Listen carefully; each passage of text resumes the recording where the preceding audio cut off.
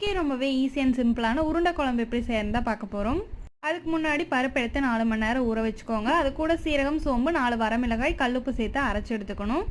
இப்போ குழம்பை தாளித்து விட்டுக்கிறதுக்காக ஒரு பேனில் ஆயில் போட்டு சின்ன வெங்காயம், பூண்டு, கருகாப்பில் சேர்த்து நல்லா வதக்கிக்கோங்க. சின்ன வெங்காயம் கொஞ்சமாக வதங்கினது கூடவே தக்காளி ஆட் பண்ணிக்கோங்க. இது வதங்கிட்டு இருக்க கேப்லேயே நம்ம மிக்ஸி ஜாரில் பருப்பு அரைச்சி எடுத்துக்கலாம். குறகுறப்பாக அரைச்சி எடுத்துக்கோங்க, அப்போ தான் டேஸ்ட் நல்லாயிருக்கும். அது கூடவே பெரிய வெங்காயம், கருகாப்பில் சேர்த்து நல்லா உருண்டையாக பிடிச்சி எடுத்துக்கணும்.